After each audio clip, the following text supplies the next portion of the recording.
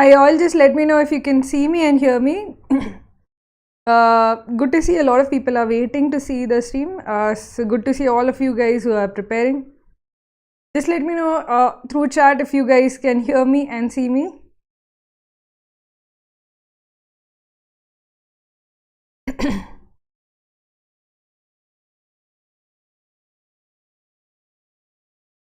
Yeah, I think we are live now. Hi everybody.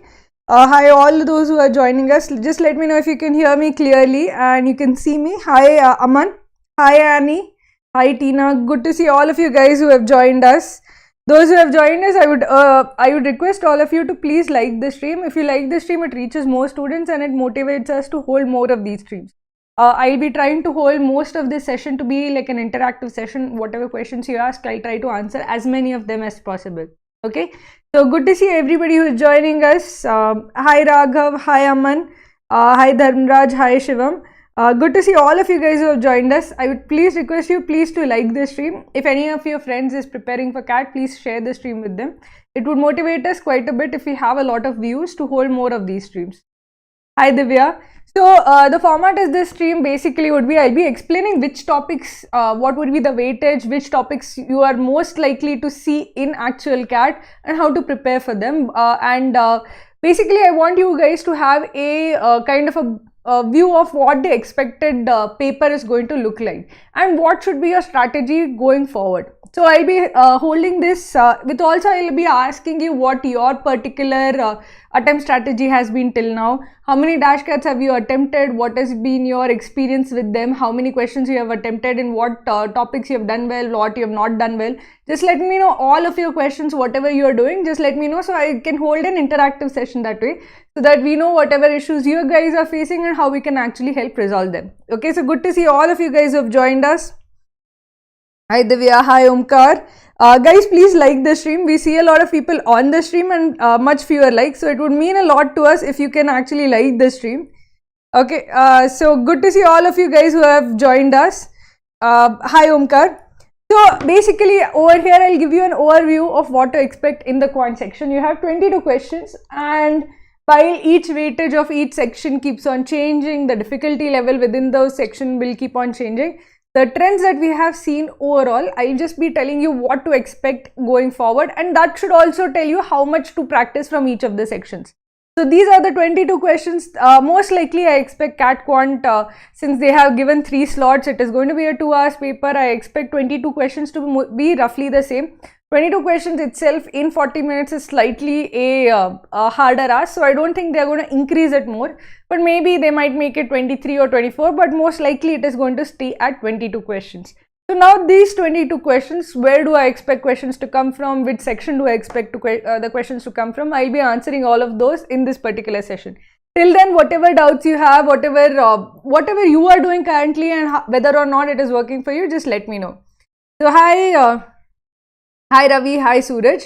Ma'am, when will Krakow start taking quant topics like previous years? We'll be starting soon, Suraj. We'll be covering more of that in from mid-August onwards. We'll be holding more of those sessions. Don't worry about it. And we'll be holding kind of like big topics together as such. So don't worry, we'll definitely start. How can I improve in quant? I'm facing much difficulty now. Which topic should I give more emphasis to? Aryan, that is exactly the question I'll be answering in this particular And ma'am just started 2 weeks back. Asta, don't worry. If you practice every single day, definitely you can crack all sections of CAT. So now, if you have started 2 weeks back also, that is a very good starting point. People start 1 month before, 2 months before, but then that basically means that you have to spend a lot of time covering up. So if you have started now, that is good enough. Just be consistent in your work and you should be able to crack CAT. So good to see a lot of people have joined us, like 60-70 people have joined us, but I see a very few number of likes. So it would mean a lot to us if you can like the stream. It would help us and motivate us quite a bit if you guys like the stream. Okay, how to manage both the 3 sections prep in a day? You don't need to do everything in a day. Basically, you should make sure that you're balanced over the week. It need not be balanced in a day. It might actually be more effective if you just focus on one section a particular day. So if you start solving quant questions, if you go deep into quant questions, it might help just doing one section a day.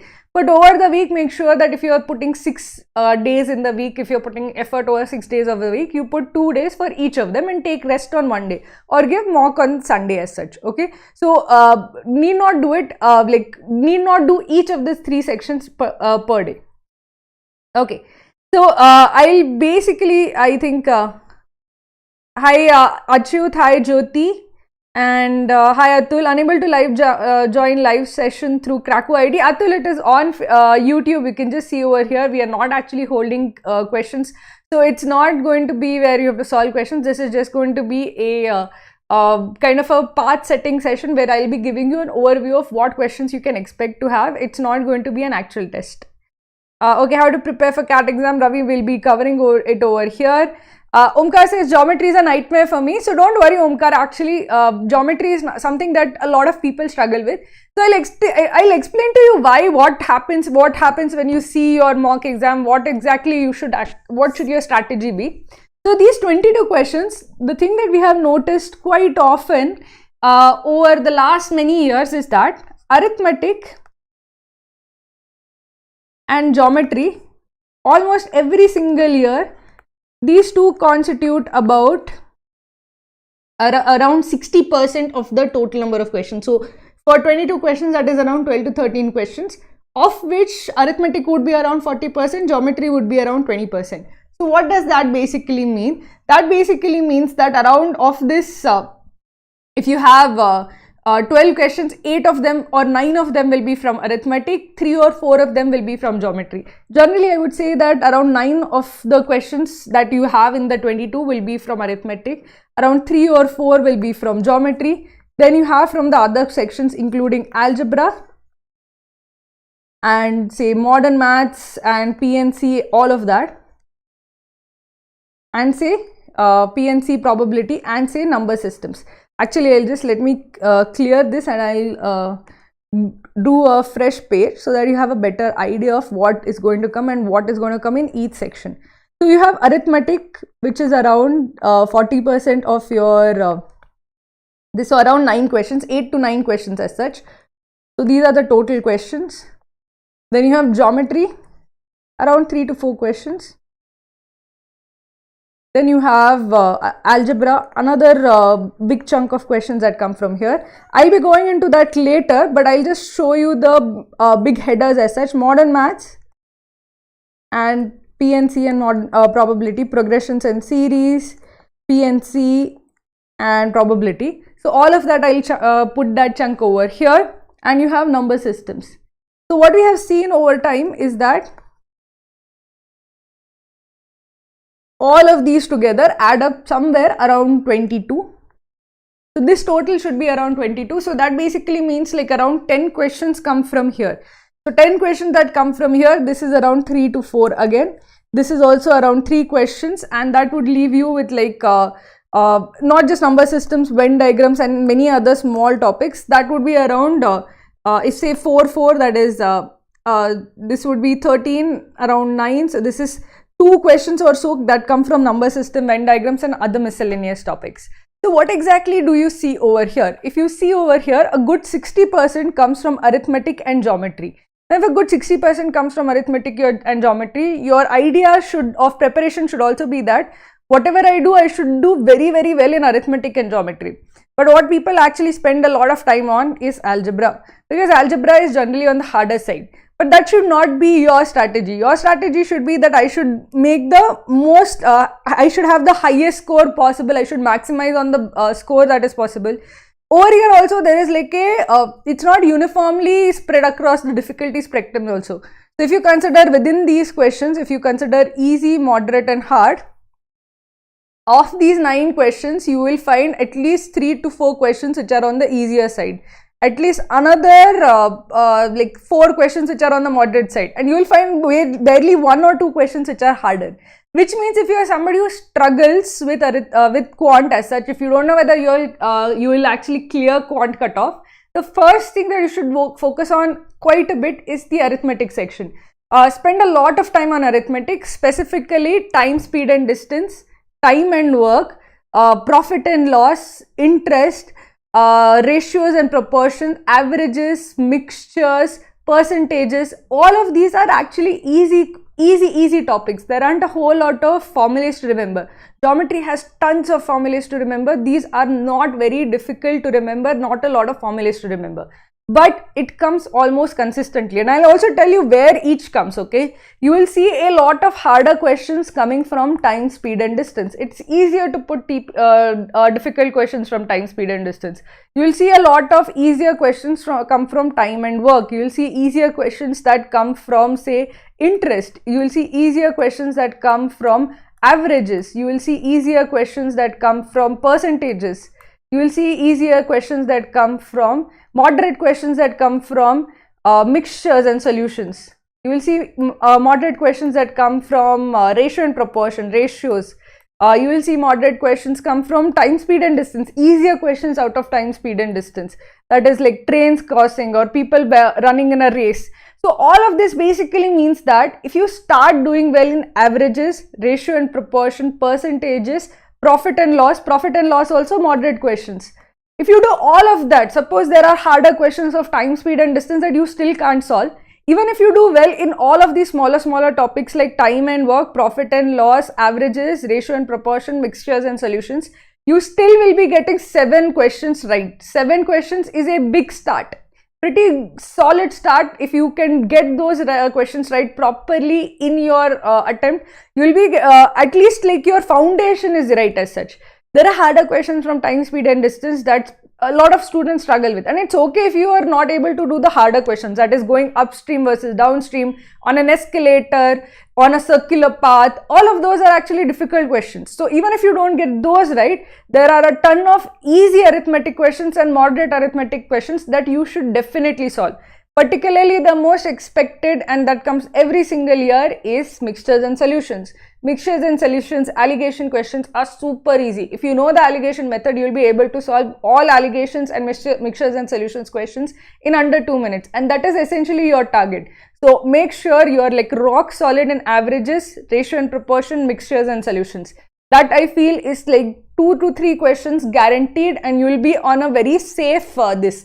Add to that profit and loss, add to that interest, compound and simple interest calculation, add to that basic questions on time and work, you get to 7 questions. And if you get to 7 questions, you at least have not a terrible quant section. Then you can find other questions to solve, but you get those 7 questions right in arithmetic. That is the start of getting to 98 or 99 percentile in quant. So that is my first that get arithmetic right, especially these parts. Time and work, interest, profit and loss, mixtures and proportion, mixtures and solutions, ratio and proportions, alligation, time, speed, distance, easier questions. All of that you should be absolutely 100% sure of it. In the harder questions from arithmetic, you have time, speed, distance, fraudulent shopkeeper, or like multiple transactions. All of those are actually harder questions. It's okay to give them a miss because sometimes they also tend to be time traps. But the other easy and moderate questions you should definitely solve, and you have to get them right. Okay, so let's take a look at a few this that we might have. I practice okay, somebody is asking, I practice DILR exclusively from daily targets and not improving. Okay, what to basically don't worry about getting it right within 10 minutes. Focus on getting the answer to the solution. So just focus that are you able to understand the set. If you are able to understand, the second step is, do you know the right representation format for it? So every time you solve a set, you should note down the representation format for it. What was the table that you had to draw? What was the figure you had to draw? If you had to make an arrangement, what was the arrangement that you have to do?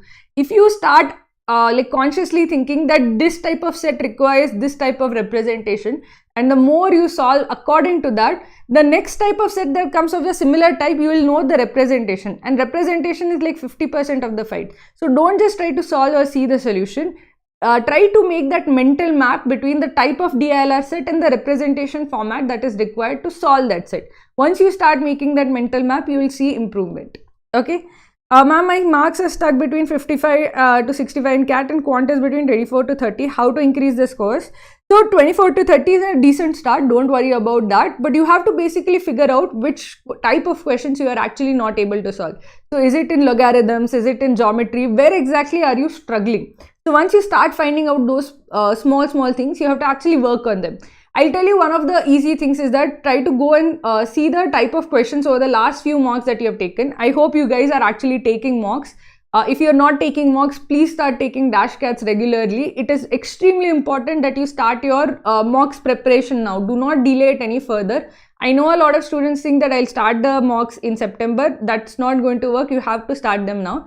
But if you have started taking mocks, go through your last few mocks. See which type of topics you have consistently done bad in. So for example, for me, one of the issues that I consistently see, one of the weaknesses that I consistently see is that I'm not very good at algebra.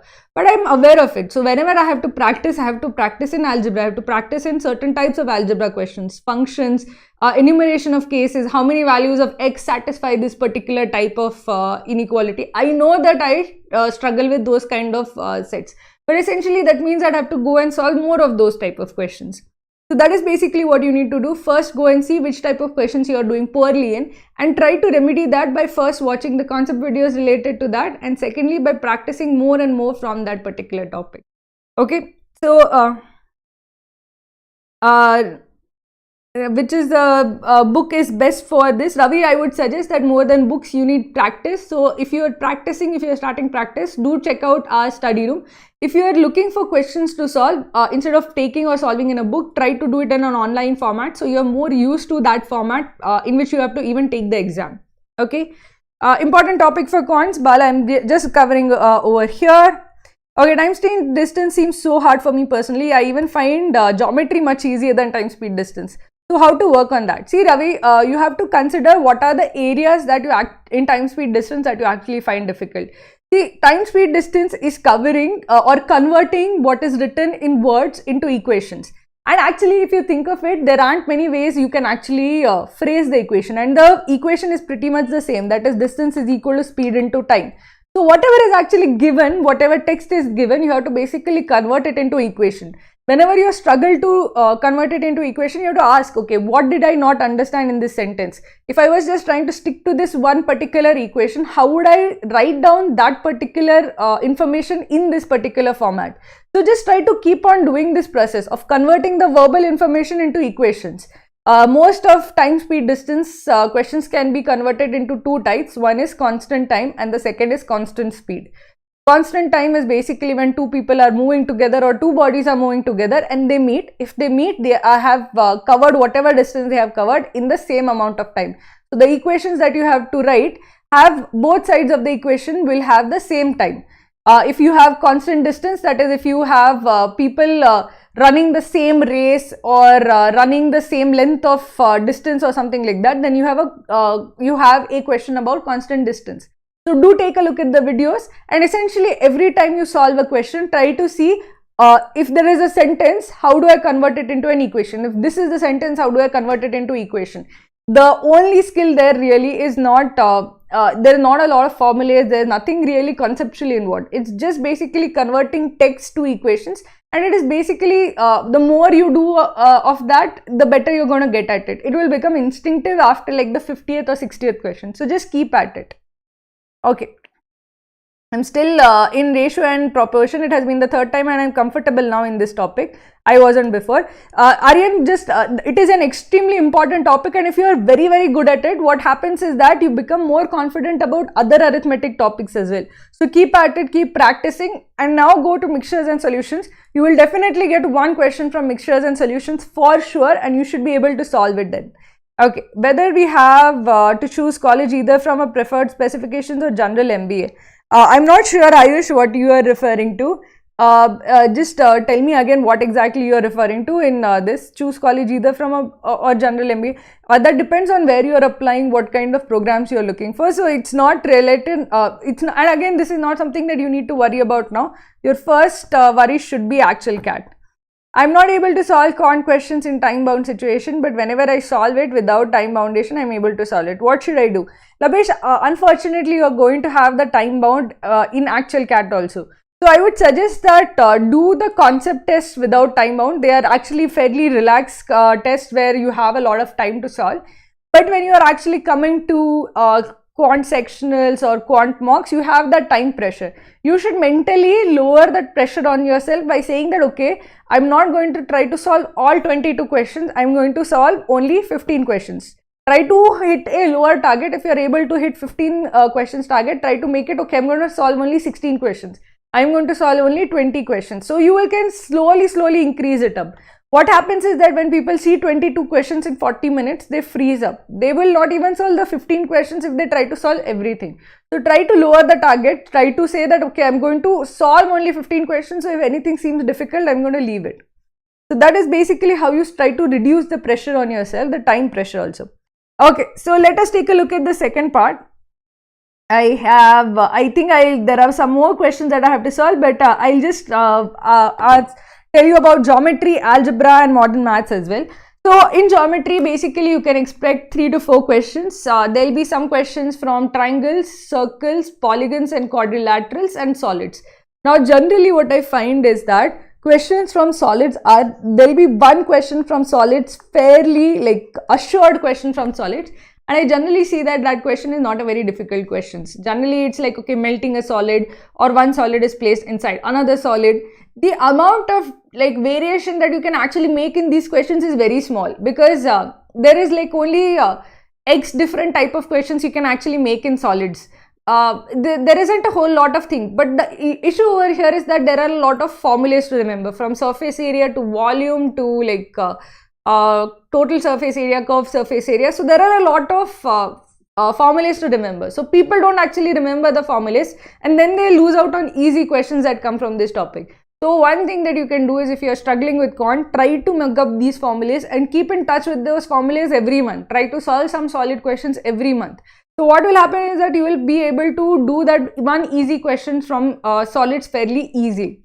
Now second thing that you get is like at least 2 moderate questions will come, or 1 moderate question will come, and 1 hard question will come. These questions that are hard are generally on triangles and circles. You can put very difficult questions from triangles and circles. There will be like from like symmetry of solids, or like using some kind of theorems or formulae, and it can be very difficult if it doesn't strike you that it belongs to this particular formula. So sometimes you can infer through symmetry that something is an angle bisector, and then from that you can infer that, okay, you have to use angle bisector formula, but otherwise it might not even strike you. So all those difficult questions will come from triangles and circles.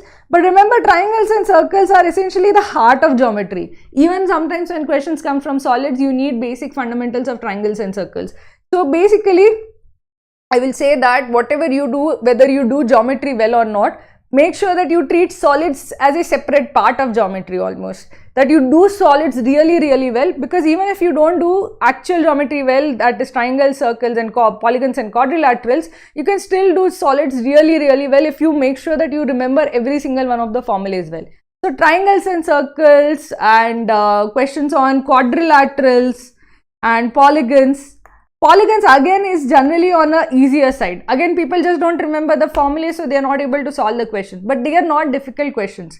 So if you are able to solve like polygons, quadrilaterals, triangles and circles, then you can tackle the medium and hard questions from this topic. Again, it's not a topic you can entirely ignore, so you should at least have the basic idea about triangles, circles and solids and polygons. You should know the basic formula. So if any easy question comes, you should definitely solve that question. But remember, geometry is something that is generally on the moderate to hard side. You get one of easy questions from geometry, but not that many easy questions come from geometry. The easy questions come from arithmetic. There are some easy questions from modern maths. There are some easy questions from number systems. But the easy questions, like the questions from geometry, algebra, etc., are generally in the medium to hard this. So if you are somebody who is struggling with like with quant as such, the first things that you should target is over here and over here and over here. These two are important to get to above the 95 percentile range. But if you are struggling first to get to 95 percentile, the things that you should focus on are over here. Now coming to algebra, algebra is something that a lot of students struggle with. Lots of students struggle with, because they are generally on the harder side. Still, what you will see is that you will get, if you consider algebra topics, there will be linear equations, inequalities, quadratic equations, polynomial equations, sometimes functions involving equations. So all of these you will basically see that there will be 2 to 3 questions which are on the harder side, but at least one easy question will be there. So that one easy question will be of the type where you have to basically consider or count the number of cases, how many values of x satisfied. So even if you are somebody who does not understand algebraic equations, is not able to solve the equations or quadratic equations or whatever, if you are asked for integral values of x that satisfy a particular this, and if you are struggling with quant, try to do those questions, because you can just basically try to substitute and find the value. Even if it takes 3-4 minutes, you will be assured of 3 marks in it. So try to do it at least by that way. And one more thing that you can actually do is, in many of these questions, when range of values is asked, or which of these range represents the domain of this, or which of these ranges can x take, in all of those questions, you are expected to use the options. And sometimes these medium and hard questions from algebra become trivially easy the moment you put in the options. The moment you plug in the option values, it becomes super simple. So these have 2 to 3 difficult questions, but at least one of them can be solved using options. So whenever you see an algebra question, you need not dismiss it saying that, okay, this is a hard question. Go and see the options. Can you use the option to solve the question? 3 marks is 3 marks irrespective of how you get the answer. So always remember, the questions from algebra are generally on the harder side. There will be one easy question, you should be able to solve it. Get very good at linear equations and quadratic equations, and considering the number of cases. So modulus of function, considering inequalities, in how to consider inequalities, how to change sign across an inequality, all of that you should be super good at. Now again, after, if you are very good at those specific parts but not very comfortable with algebra in general, let that be. What you should do is, the minute you get an algebra question, and if it's a difficult algebra question, you should see, can I solve this using the options? If not, you might leave it for later. If you can easily solve it with the options, you might be able to do that question in under a minute also. So always think of options whenever you see an algebra question. Now I'll solve some of more of the doubts that have come in. Guys who have joined us, very thankful for so many people who have joined us. But a request to all those who have joined us, please like the stream. If this is helpful for you, please like the stream, because it motivates us quite a bit in holding more of these streams. Okay. And also those who are preparing for CAT, please do check out our courses. Our crash course is starting recently, will be starting soon, and we have a like Independence Day sale going on. So we have a lot of discounts for this particular crash course.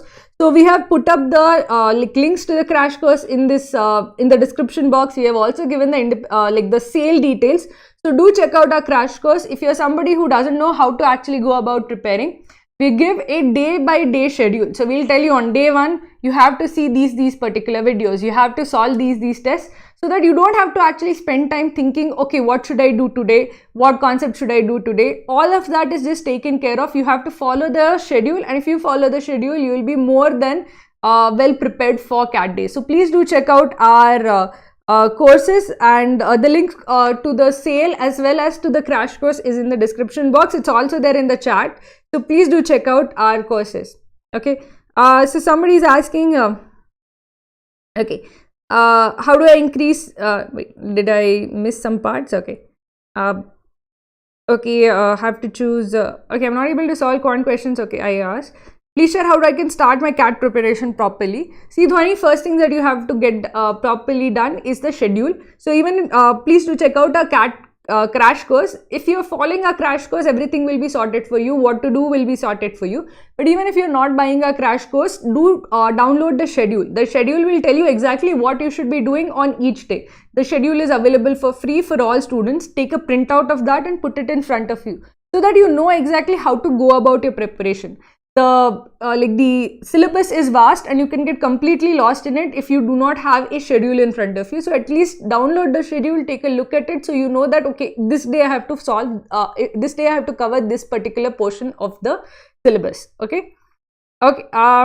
Facing problem in DILR, Ayush, don't be, see, basically DILR is entirely doable. That's 4 sets that will come for you, that you have to try, and of that you have to solve 2 to 3 sets. Basically, just look at what kind of sets you are comfortable with. There will be some particular type of DILR sets that you can solve. So for me, it is tables, charts, arrangements, puzzles. Those kind of sets I'm actually fairly good at. So those are something that I generally try to solve whenever I get the DILR section. then keep practicing those type of sets. Try to practice different types of sets so that even if something very different comes, you will be comfortable at least attempting it. So practice, practice, practice, and you will get good at it. Okay, so yeah, can we leave TSD? As that, I would say that don't leave TSD, because basically it is 2 to 3 questions from time, speed and distance. Time and work is also very closely associated with time, speed and distance. Essentially, you can consider the efficiency of working like speed as such. So I feel that it is something that you shouldn't leave, particularly because algebra can be kind of a binary bed. Sometimes very difficult algebra questions come, sometimes easy algebra questions come. So I would think that it was a bit of a risky thing to leave time, speed and distance. It is a very, very important topic. You get 2 to 3 questions from it, so you should really not try to leave that. Geometry is generally harder, algebra is generally harder. Time, speed and distance is one question might be hard, but there'll be like easy time, speed and distance and time and work questions also. So you should not be leaving those easy ones. The one of hard ones you can leave. How to increase solving speed? Dharmaraj, basically first focus on getting your accuracy high. If your accuracy is above 80%, then you can try to focus on speed. The way to improving speed, there is no easy or hacky way of doing that. The thing that you have to do is you have to practice a lot of questions. You have to practice a lot of questions from each topic so that you get into like the zone of solving from that particular topic. Again, there are basic tricks of like solving or essentially solving doing mental calculation quickly using options. If your options are far apart, you might not actually have to solve it to the nth degree. Using options whenever you have like questions which are asked at how many values satisfy, which of these values satisfy the equations. So all of those can actually improve your attempt speed. But the first thing that you should actually get right is the accuracy. If your accuracy is above 80%, then you can go to attempt rate. Okay. How to manage time in the examination? I'm able to solve a few quant questions in mocks, but I'm taking longer than required. Achut, basically just first focus on if your attempt rate is low, if your accuracy is high, that is good. Just focus on like before your mock, just say that what your target is. If you're seen, like I generally take blind attempts of quant, and I also sometimes I do not have the best attempt rate as such. So before I take the mock, I generally think to myself what my attempt rate should be.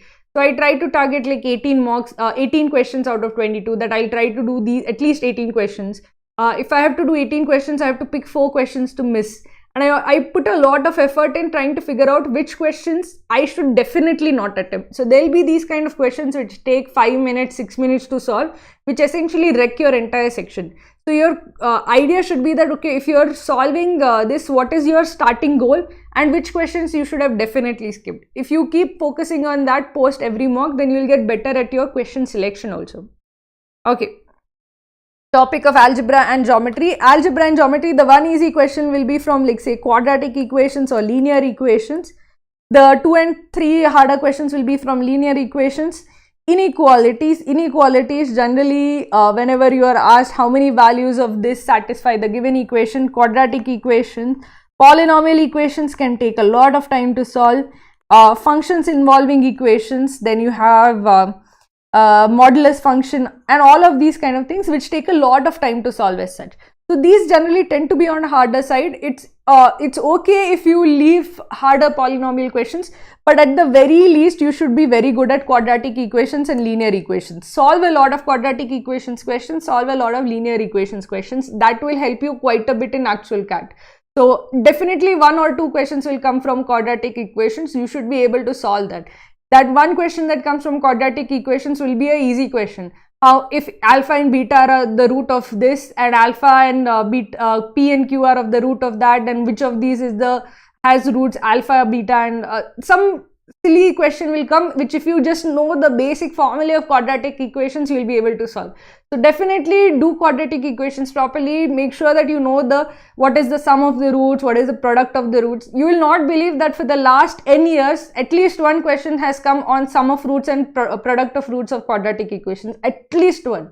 So make sure that you know exactly how to solve those kind of questions. Now let's take a look at modern maths, progressions in series, PNC, etc. So the reason why I had told that people who are generally struggling with quant should take a look at modern maths is that there is logarithms, and you will get at least one easy question from logarithms. And when I say easy, there are basically logarithms as like some 13 to 15 formulae that you have to mug up. If you mug up those formulae, solving it is super easy. All logarithm questions, I have not seen a difficult logarithms question in CAT Quant. All the logarithms questions that actually come in CAT Quant are generally fairly easy, and they come every single year. At least one question will come, which means that if you are looking for easy questions, you can't afford to lose this one question. So whatever you do, whether you're good at quant, bad at quant, make sure you remember every single logarithm formula, because one question is definitely going to come, and that question is going to be an easy question, cannot skip kind of a question. Now the harder questions that come are generally, at least one question will come from progressions and series, and one question might come from PNC or probability as such. But at least like one question will come from progressions and series, and this will generally be a harder question. Progressions and series is an important topic, 1 to 2 questions come from it, but generally these questions tend to be harder questions. So basically you will have to spend at least 3-4 minutes to solve that kind of question, where it will take a lot of time to solve that kind of question. So progressions and series, you absolutely should know the formulae, the sum of the series, terms of the series, common terms of the series, all of that you should know. But generally the easy direct formula application doesn't come anymore. The paper setters have taken a like a conscious view that we should test the fundamentals and not direct formula application, which basically means if you are testing fundamentals in progressions and series, the questions that come by default are difficult questions. So if this comes, your chances or likelihood, if you're very good in progressions and series, definitely you should not leave it. But the scoring areas will not be over here. The one scoring area that you will have is actually logarithms. So between logarithms and progressions and series, which one should you complete first? Logarithms. Make sure that you are rock solid in logarithms, because it will be an easy question. Progressions and series will not be a sitter. Okay. So let us take a look at the last few questions that come are number system, Venn diagrams. Again, number systems, Venn diagrams, both of them are easy questions. You should definitely not skip this particular topic, because I'll tell you what type of questions comes. LCM, HCF, and then LCM, and then you will get that how many type of like divisibility. This number is divisible by 7, this number is divisible by 11, this number is divisible by 4. All these kind of questions come. How many such numbers exist? What would be like if this number is divisible by 11, what could be the sum of the digits? All of these simple questions come, which basically means that if you are somebody who struggles with quant, this is the area where you can actually score. So make sure you're very good at HCF, LCM, very good at divisibility rules. Divisibility rules actually come, like one question comes which just requires knowledge of divisibility rules, which is so basic that you have done it in like everybody would know as such. So focus and try to revise that, it is very important. And also do at least like one-off question can come from Venn diagrams, one-off questions can come from all of these smaller topics that come in CAT Quant at times. So make sure that these questions which are on the easier side you do not miss. The functions, that questions that come generally over here, the moderate question comes from functions. So if you are good at functions also, you will be assured at least one question from that. 1 to 2 questions come using functions or graphs, but they are on the moderate side. So if you are somebody who struggles with CAT Quant, what should you focus on? Arithmetic, after that logarithms, after that number systems and numbers like base systems, Venn diagrams, basic LCF, HCF, LCM, divisibility rules, all of that. After that, focus on the harder arithmetic questions. Even the harder arithmetic questions, these moderate questions are easier than the harder geometry questions and harder algebra questions. So focus on those arithmetic questions, then take a look at the algebra questions, geometry questions, the modern maths questions. The progressions and series would be time consuming, but it would be doable. A lot of students struggle with the harder geometric questions that they are not able to do them at all. But progressions and series will not be like that. They'll be time consuming, but they'll be absolutely doable. So after the basic work is done, if you're looking what next can I do, do progressions and series, do arithmetic harder questions. They'll be doable but time consuming. Do harder questions from functions, do harder questions from number systems. Geometry again, the very hard or difficult questions, even with a lot of practice you might not be able to do, but the moderate questions you should definitely try to do. Okay, so this is basically what we expect to come. Depending on where you are in the preparation, just first focus on getting arithmetic right, first focus on getting the basic part of arithmetic right, and then you can build from there. Try to get chunks from here, there, everywhere. So if I was preparing, I'd start over here, get these 3 questions right. I'd start and try to get solids right. I'd start and get the logarithms part right. I'd make sure that I get this part right, so that at least I have how many, 4, 6, 7 questions out of 22 right. Then I'd work on the 4 questions which are moderate difficulty from arithmetic. So that's up to 11. 11 out of 22, you're already like 50% of the questions can be done. Then take a look at algebra, then take a look at modern maths. So this is basically what you should keep in mind when you're preparing. Where are the easy questions coming from? What questions come regularly? What is the weightage of each of the sections? So I'll now try to solve some of your queries and then we'll end it for today. Okay, topic of algebra and geometry, I mentioned that already, Dheeraj. I hope that was enough. How to manage pressure of exam. Benny, basically the only way you can actually manage the pressure is through practice. So when you practice a lot, when you get good marks in your mocks, you get confidence, and when you have confidence, you are able to handle the pressure. Most of the time, whenever we are struggling with self-doubt or struggling with like whether or not we can actually handle the pressure or not, basically if you have positive reinforcement from doing things, then you will be able to handle the pressure. So give a lot of mocks, analyze your mocks, improve on your mocks. That will give you a lot of confidence. So just keep working that way and you will not feel the exam pressure as such. And struggling with solving LOD 3 questions, any specific approach that you would recommend? It depends on what type of questions you are struggling with. So if it is a geometry difficulty questions or arithmetic difficult questions, each of them actually differ widely in the approach. So if it is arithmetic and you are struggling with the level of difficulty 3 questions, basically that means that you are struggling somewhere in converting like difficult verbal equations into like the algebraic equations. So sometimes what happens is that whenever you are not very comfortable with the different implications, okay, that this person A races B or B races C, or many people are moving together in the same circle. So whenever you are having that kind of multiple things moving, a lot of people struggle with that kind of question. So not just that it is level of difficulty, try to figure out what particular topic of that this you are having difficulty with. Try to see more conceptual videos and have a better conceptual understanding of that. Then you can practice questions of that subtopic or of that subtype or of that particular concept more. So that will help you like gain some confidence in some of the specific difficult questions as such. So try to figure out not just that it's a difficult question, but what specific type it is coming from. Is it from circular tracks? Okay, I'll practice a lot of questions from circular tracks. Is it from algebra where I'm asked for like the range of values that X can take? So I'll practice a lot of questions of that particular type. So it's not just that you should figure out that it is difficult. The specific type and a practice of that specific type also makes a huge difference. Unable to get good scores in LRDI, please tell how to and where to practice CAT level LRDI questions. Tina, we have a huge database of questions in CAT Krakow study room.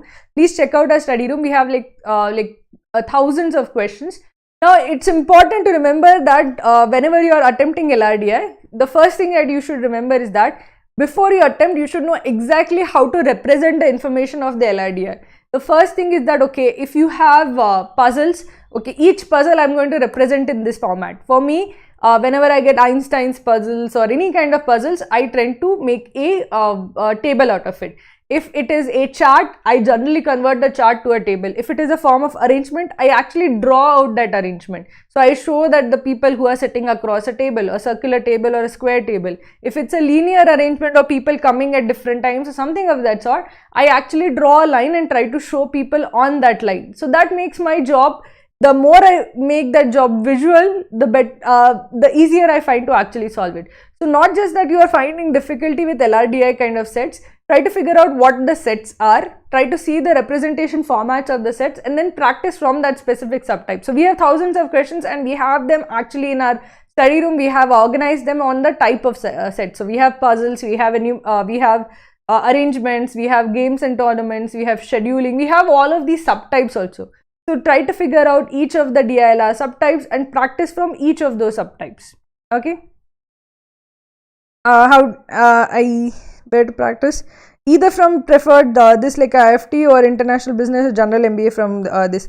See, Ayush, basically most IIMs or the older IIMs give general MBA. There are certain kind of colleges which give specific courses, specified courses, like ZAT has HR, or even like we have PGDBA. So there are specialized courses as well, but that depends entirely on what your personal likes and dislikes are, what the kind of college you are applying for. So again, you will have to actually research as to what your expected percentile is, what are your target colleges, which of those colleges offer courses that you are actually interested in, and you will have to consider based on that kind of a decision making this.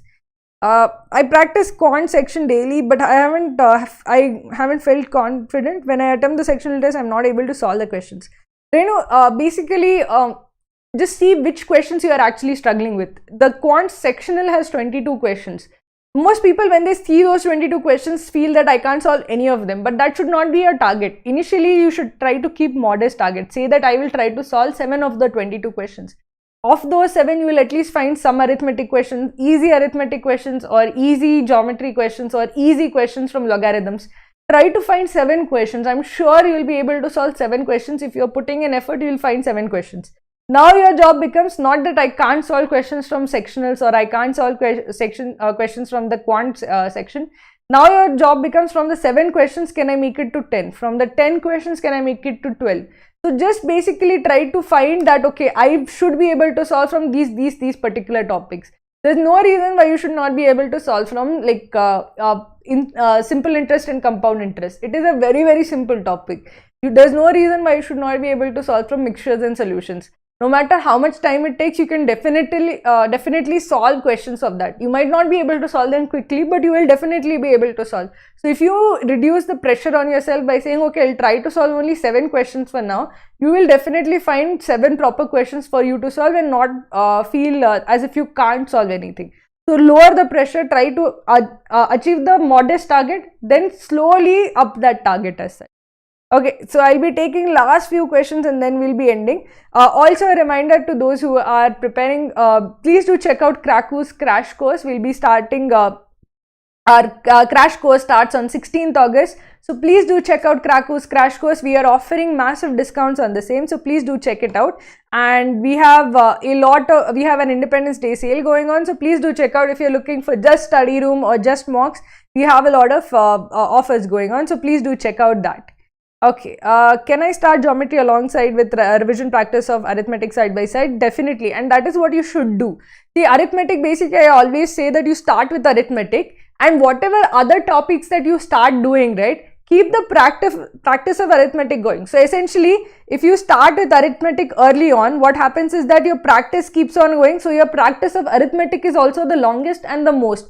Then you start geometry and you keep its practice going on, and again it's not visible over here, so I'll actually like clear over here and see. So essentially you start arithmetic the earliest. So whenever you are starting, okay, this is your time that you have available, so you start arithmetic first. So if the whole time you keep practicing arithmetic, then when you start geometry and the side by side you continue your arithmetic practice. Then you start algebra, you continue the geometry and arithmetic practice. You should not forget basic arithmetic and geometry. The earlier you start, you should keep practicing whatever you have done till then also. Okay. You have, what about logarithms? Garv, basically logarithms is an easy topic. The thing is that you have to keep remembering the formulae. So basically, before taking any mock, just go and see the formulae again and again. If you're taking 10 mocks, that will be 10 revisions of the formulae. By then, it will stick in your mind. It will take some practice, but it doesn't take a lot of practice because the questions are kind of repeated. There isn't a whole lot of creativity that you can actually put in logarithms questions. So they tend to like kind of repeat and become very simple as such. If you practice like 10 or 20, or 30, 40, you will be able to solve all logarithms questions. Not a difficult topic as such. When will we get this for 10 people? Please bring that offer back. Okay, Walter, try to write to us at support@kraku.in. We'll try to help you with that. Okay, hi Shashank, good evening. Do take a session on VARC and LRDI too. I definitely will do that, Asta, don't worry. Okay, thank you, Saurav. Keep using that. I hope that you keep revising from that. It's important to revise before every mock. I want you to do well in every single mock and on actual CAT day as well. Okay. Yes, recently joined the 100. Okay, good to see that you're doing well, Ramya. Okay, and doing multiple questions. I'm not able to solve questions in mocks. Ritu, essentially, it's a question of keeping at it with practice. A lot of people feel the pressure of exams, feel the pressure of mocks, and are not able to solve any question. Reduce that pressure. When I go in and I try to do a mock attempt, I don't think that I'll try to solve all 22 questions. If you go in with that space, or I'll solve like 20 questions, then it becomes difficult to solve even 15 questions. You should go in with a modest target. Say that I'll solve 10 questions of the 22 or 7 questions of the 22. I'm sure you'll be able to solve 7 questions if you just keep your head to mind to it, that I have to pick only 7 of these 22 questions to solve, and to solve accurately. I'm sure you will be able to solve them correctly. Then try to get to 10 questions, then 12, and then 14, and so on. So then slowly you will build your confidence and your competency level. So don't be overwhelmed by the entire 22 question section. Put modest goals, achieve those modest goals, and then keep on raising the bar. Okay. I tried my best with quant sections, but still there's no increase as such in accuracy. Sometimes I score high, but sometimes extremely low. What should I do? Lakshmi, you need to practice more. If your accuracy is all over the place, it also indicates that your practice is not where it should be, and your conceptual coverage might also not be very good. So make sure that your concepts are proper, and you have a lot of practice in each of those concepts as such. Try not to solve based on hunches. That's not a good way to go. Sometimes you might be rewarded with like +3, but on an average, and especially on CAT day, you don't want to actually solve on hunches on CAT day. You don't want to take that kind of risk on CAT day. It's better to be accurate and have a low attempt rate than to be inaccurate and have a high attempt rate. On your side, crash course will be available. No, not the crash course will not be available. The schedule is available for free. So you can download the schedule, you can print it out. If you are taking the crash course, the content is there for each particular day. But if you are not taking the crash course, then you can at least see that, okay, day wise what I need to cover. Okay. Okay, is permutation and combination considered quite important DILR? Not important as such, but a set can come from that. Basically, you should know the basics of permutations and combinations, or basics of counting. What generally comes is enumeration. So basically, enumeration of cases comes. So if you are given that, okay, like 4 chocolates, 4 types of chocolates are distributed between these 3 sets, and we know these conditions. So you'll have to count in how many ways it can be distributed, and how many ways can people be selected. All of that requires some basic understanding of permutations and combinations, but not like very difficult permutations and combinations also. Very simple counting is required. Just do permutations and combinations, selection with repetition, or arrangement with repetition. If you do just the basic formula of permutations and combinations, it will be more than enough to solve the DILR sets. There might be more difficult sets that come in actual quant, but that will be like a one-off question. The set that comes in DILR will be on the basic combinatorics formulas. Can I prepare for only arithmetic, algebra, geometry and go for 99 percentile? Again, that you can do that, but I think 99 percentile would be difficult. 95 percentile, if you get all correct, you will get 95 percentile. But again, that's a silly way to go about it, because I'll tell you, because that logarithms questions you'll be missing will be an easy question. Sometimes functions questions are also super easy questions. And sometimes 2 questions come from logarithms, 2 questions come from functions. The number systems questions that you will be missing will be also very easy questions. So why skip easy questions? Your first goal should be that whatever easy questions that you get, you should definitely solve, because you can't really be sure of the very difficult questions, that whether you will get it or not, whether you will be able to solve it or not, you can't be sure of it. But the easy question should be your target, and if you are targeting easy questions, you should not skip logarithms. So you should not skip number systems, you should not skip like certain basic concepts of algebra and geometry also. So instead of just focusing on arithmetic, algebra and geometry, focus on the easier topics as well. What should be the approach for quant section after completion of the other 2 sections? Basically, Anubhav, the first thing that I'll say is that a lot of people waste a lot of time in quant section. Basically, they are not able to transition from the DILR section to the quant section quickly. What happens is that most of the time DILR section goes less, does not go very well, and then that dejection carries on to the quant section and people don't do well in quant section itself. I'll tell you that something that I've seen for a lot of students a lot of times, okay. What happens is that they are able to solve only 2 sets out of DILR, and then they get very nervous that even if those 2 sets are solved properly, it's just 10 questions, they'll be on the extreme border of clearing the DILR cutoff or not, and that nervousness and tension wrecks the quant section. What happens is that they don't miss the overall cutoff, or they don't miss out on because of the DILR section. They miss out because of the quant section, because that nervousness of the DILR section or the disappointment with the DILR section mars the quant section. So the first thing that you have to remember is, what a section is over. You have to just completely shut it out. When you get to the quant section, do not let DILR or VARC play on your mind. It is extremely important not to do that. The second thing is that by the time you get to the quant section, you are very tired, your energy is lower, you are not up to the same speed as when you are taking the sectional.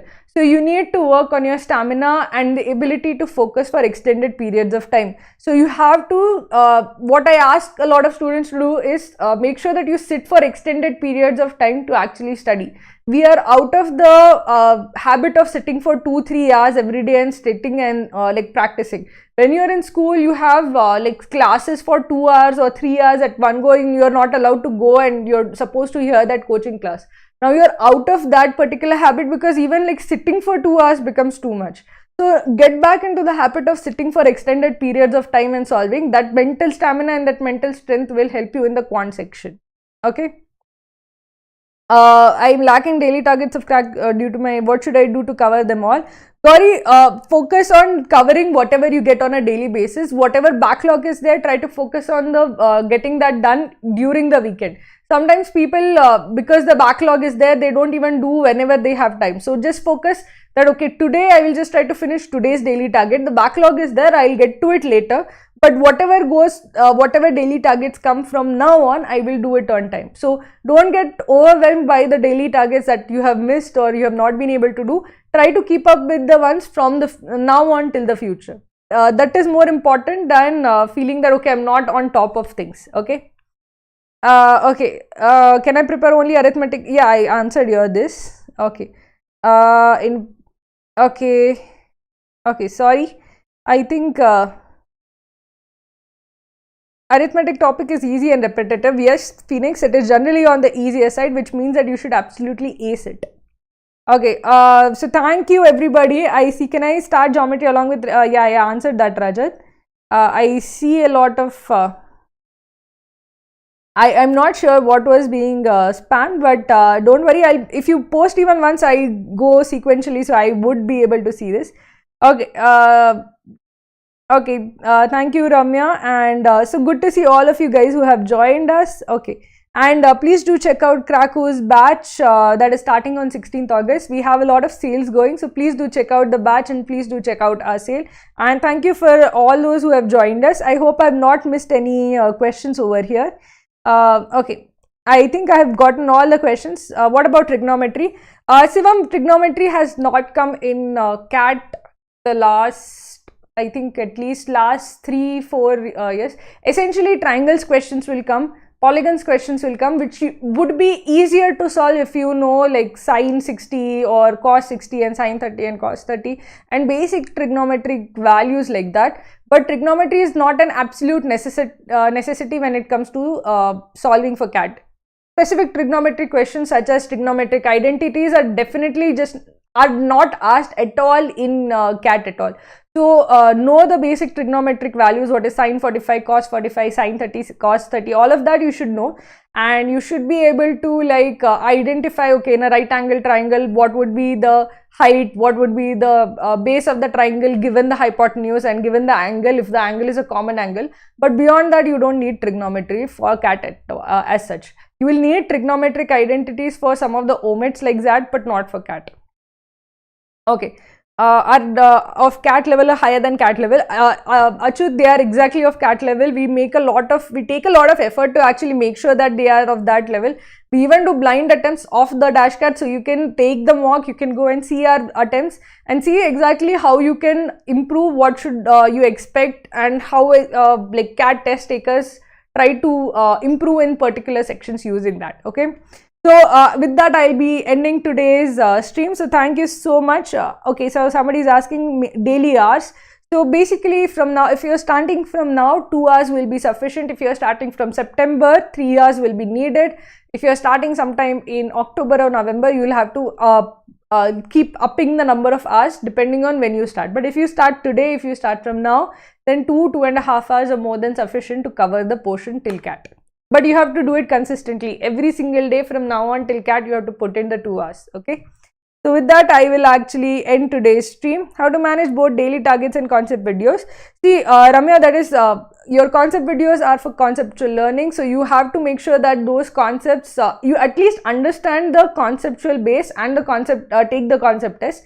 Daily targets are more for practice. That is basically when your concept tests are done, then you should go for daily targets. It's very, very important to have consistent practice from early on, but practice becomes much more important from like September, October onwards. There at that point of time, your concept videos and the load will also reduce. So from that point of time, actually try to focus more on daily targets, and your conceptual videos load will reduce. So then you can focus more on the daily targets and the study room and practice part of your preparation. And we leave almost entire October and half of October and November for you guys to practice. So focus on using that particular part also on solving many questions from study room and solving the mocks and previous year's CAT papers. So with that, I'll do we have to put lots of effort for coordinate geometry path? Not really. You get like one-off question from coordinate geometry. If you're able to solve from coordinate geometry, that is good, but a low probability event that you will get a coordinate geometry question, like maybe one question max. But again, those questions generally can be, if it's an easy question, you don't want to miss it. If it's a harder question, then it will be on the lengthier side. So if you're not comfortable with coordinate geometry, it's okay to miss, but don't miss solids, don't miss triangles and circles. That would be definitely not something that you should miss.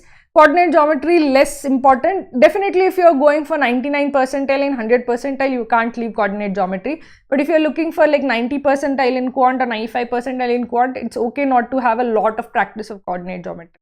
Okay, so with that, we'll end today's stream. Good to see all of those who participated. It was good to see all of you guys who have joined us. And thank you for tuning in.